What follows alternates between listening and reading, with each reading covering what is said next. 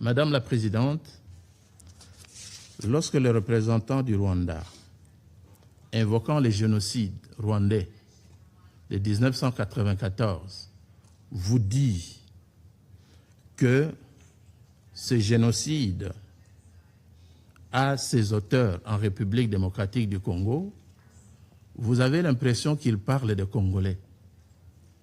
Il ne parle pas des Congolais, il parle des Rwandais. Les FDLR dont ils sont en train de parler, ce sont des Rwandais qui ont fui le Rwanda, qui sont rentrés sur le territoire de la République démocratique du Congo, justement parce qu'au Rwanda, il n'y a que deux tribus qui s'affrontent. Au Rwanda, il est impossible à ces deux tribus de cohabiter. Tandis qu'en République démocratique du Congo, il existe 450 tribus qui vivent en parfaite harmonie et qui vivent ensemble. Donc, l'idéologie génocidaire que le Rwanda tente de transposer sur le territoire congolais est incompatible à l'ADN du Congolais. C'est pourquoi nous disons que ce discours dont ils sont en train de véhiculer est bien pour le Rwanda, il n'est pas bon pour la République démocratique du Congo. Les FDLR sont venus du Rwanda. Il y a un moment, un éminent ambassadeur rwandais en poste à Kinshasa a déclaré que le FDLR ne constituait plus une menace pour le Rwanda. C'est partout sur la toile, on peut suivre l'intervention de cet éminent ambassadeur rwandais. C'est cyclique. Aujourd'hui, ils vont vous dire les FDLR, demain, ils vont vous dire le discours de haine, et le lendemain, ils vont encore sortir une carte. Alors parlons du discours de haine. Vous avez un pays armé jusqu'aux dents qui descend sur le territoire de votre pays, massacre vos femmes, massacre vos parents, massacre vos enfants, et il attend de vous que vous lui teniez un discours de bienvenue. Où a-t-on vu ça?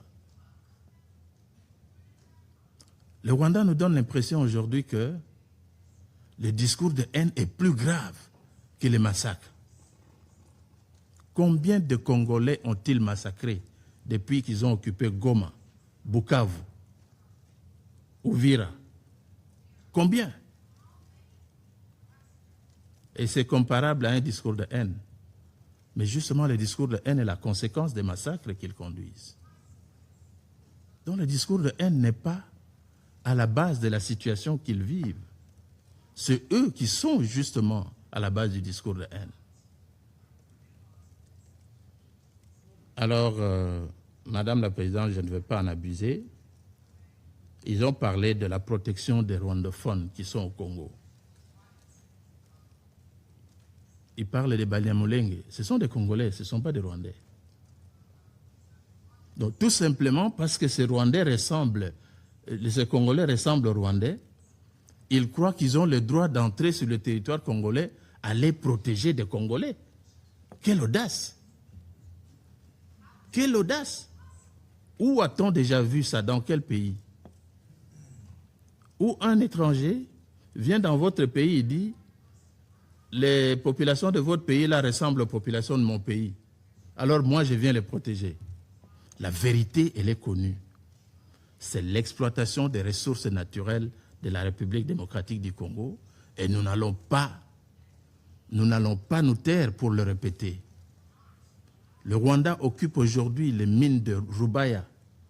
Le Rwanda est devenu l'exportateur du coltan qu'il n'existe nulle part sur le sous-sol rwandais. Mais ils viennent vous parler du discours de haine. Voilà, pour l'essentiel, vous n'avez pas le droit, chers collègues, de venir protéger les populations congolaises sur son territoire.